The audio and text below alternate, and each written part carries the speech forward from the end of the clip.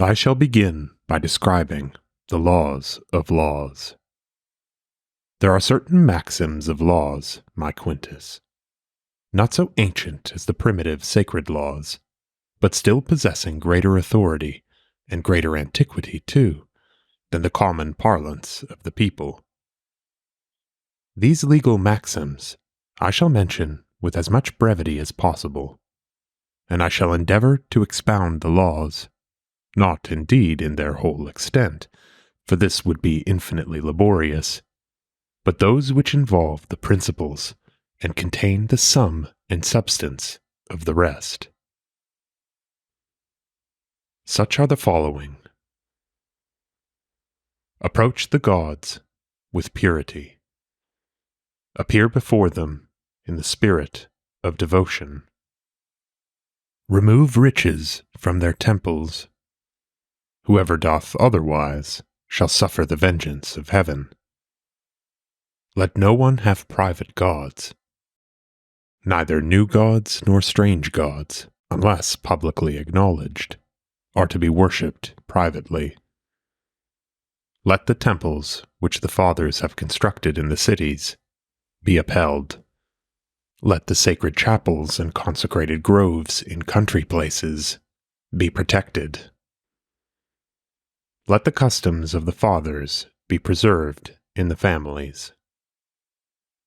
Let the gods who have always been accounted celestial be worshipped, and those gods likewise who have merited celestial honors by their illustrious actions, as Hercules, Bacchus, Asclepius, Castor, Pollux, and Quirinus.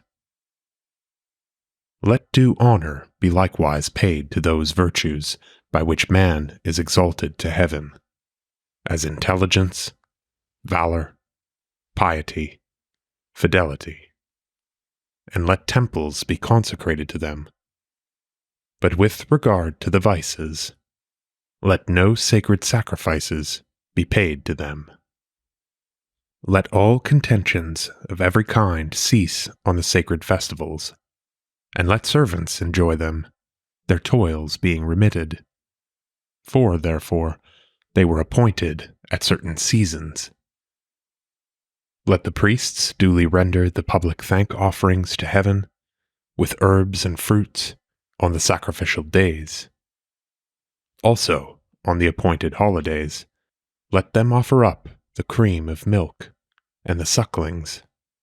And lest the priests should commit any mistake in these sacrifices, or the reason of these sacrifices, let them carefully observe the calendar and the revolutions of the stars. Let them provide those particular sacrifices which are most appropriate and agreeable to the particular deities. The priests directing the service of some gods, the flamens regulating the rites of others, and the pontiffs superintending the worship of all. Let the Vestal Virgins in the city carefully keep the sempiternal fire always burning on the public altar, and let those who are not instructed in the order of the ceremonials in these private and public ministrations learn them from the priests. Let there be two classes of these priests, one to preside over ceremonials and sacrifices, and another to interpret the obscure predictions of the prophets, diviners, and sibyls, whenever the Senate or the people require it. Let the public augurs, who are the interpreters of Jupiter, the best and greatest, likewise examine the presages and auspices according to the discipline of their art. Let the priests, who are conversant in auguries, implore the prosperity of the vineyards and gardens, and the general welfare of the people. Let those who give counsel in military or civic affairs attend to the auspices and take their measures accordingly. Let them observe from what parts of heaven the lightnings burst forth. Let them declare what lands, cities, and temples are to be held free and consecrated. Whatever things the augur declares to be unjust, wicked, vicious, and accursed, let them be forsaken as prohibited and disastrous. And whoever will not obey these divine indications, let him suffer capital punishment. As to alliances, peace, war, truces, and the rights of ambassadors, the fetial priests are the appropriate judges who determine all questions relating to military affairs. The interpretation of all prodigies and portents belongs to the Etruscans and Haruspices, if the Senate seeks their advice. And these shall inform the patricians respecting the line of conduct they should pursue. Then will they learn what deities it behooves them to propitiate, and deprecate the fury of the thunderbolt against the object of its vengeance. Let nocturnal sacrifices be interdicted to women, except those they offer according to popular custom, and let none be initiated in the mysteries, except by the usual forms consecrated to Ceres, according to the Grecian ceremonials.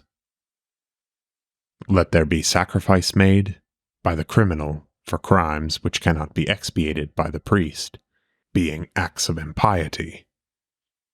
The faults which can be expiated by the public priests, let them expiate. With regard to the public spectacles, excepting those of the race course and the ring, let them restrain the violence of the people by the soothing influence of vocal and instrumental music.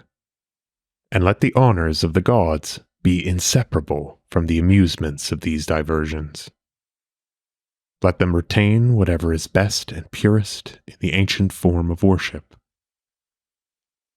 Except the devotees of Cybele, to whom this privilege is allowed on certain days, let no one presume to levy rates for private emolument.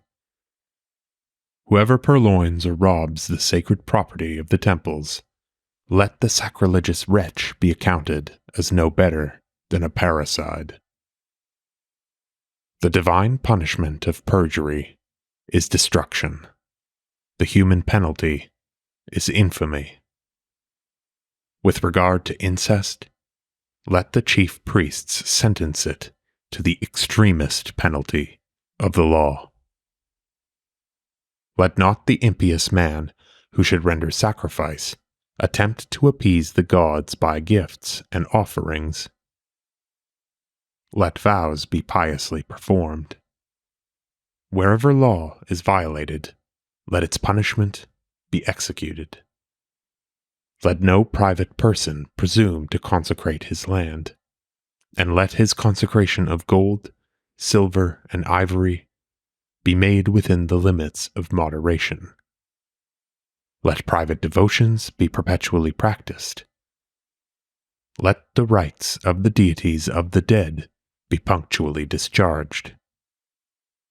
Let those who have passed into the world of souls be considered as divinified.